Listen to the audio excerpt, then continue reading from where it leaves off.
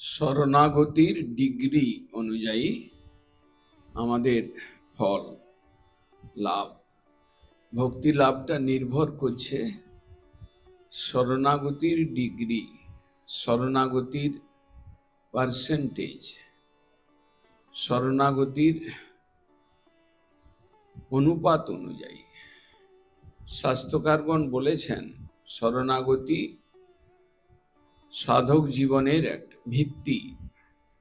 শরণাগতির যেখানে অভাব সেখানে ভক্তি লাভ সম্ভব নয়। ভক্তিবিনোদ ঠাকুর বলছেন, অত্যন্ত দুর্লভ প্রেম করিবারে দান, শিখায় শরণাগতি ভগতের প্রাণ। দুর্লভ প্রেম, যে প্রেমের কথা আমরা আলোচনা করছিলাম, কৃষ্ণ প্রেম কোন জীবের স্পর্শন, সেই প্রেমের কোন জীবাত্মাতে স্পর্শ লাভ করবে কখন? যখন আমি শরণাগতির ভিত্তিতে দাঁড়িয়ে সাধুর সঙ্গে, সাধুর অনুগমনে, সাধুর আনুগত্যে ঠিক ভাবে ভজনে এগিয়ে যেতে পারি। সেই যে ভিত্তি প্রস্তর, শরণাগত হয়ে ভজন জীবন যাপন করা, শরণাগতিটাও খুব একটা সহজ ব্যাপার নয়। শাস্ত্রকারগণ ষড়বিধ শরণাগতির কথা বলেছেন, এটা থিওরি দিয়েছেন। এই ভাবগুলোর দ্বারা শরণাগতি পুষ্ট হয়, তার 6টা অঙ্গের কথা বলেছেন। কিন্তু শরণাগতিটা ভাবের কথা, শরণাগতিটা হৃদয়ের কথা, শরণাগতিটা শ্রদ্ধার কথা। শরণাগতির ডিগ্রি রয়েছে।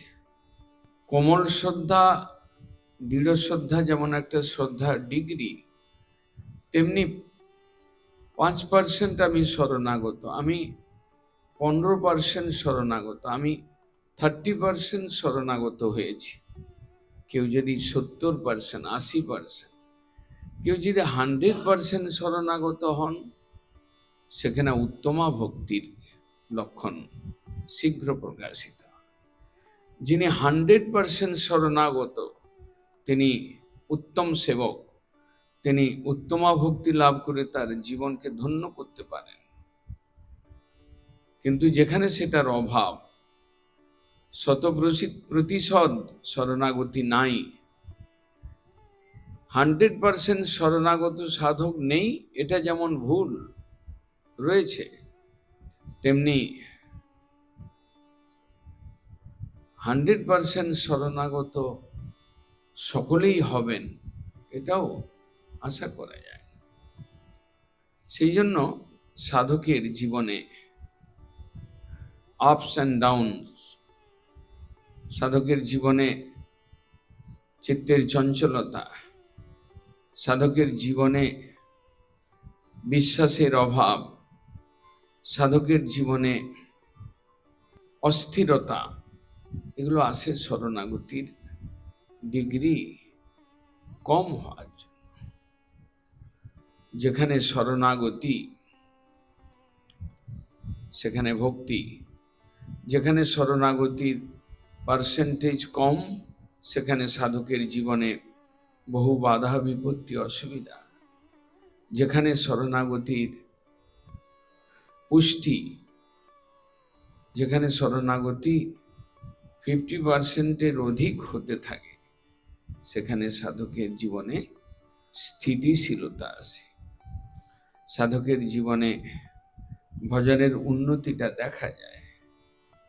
না হলে 5-10% শরণাগতি নিয়ে খুব বেশি দূর এগোনো যায় না।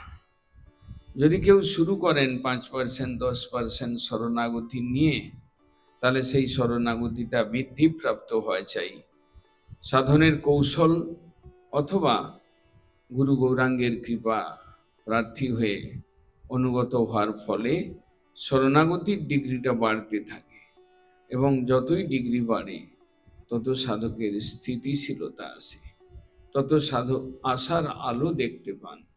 ততই সাধকের ভজনেও উন্নতি দেখা যায়।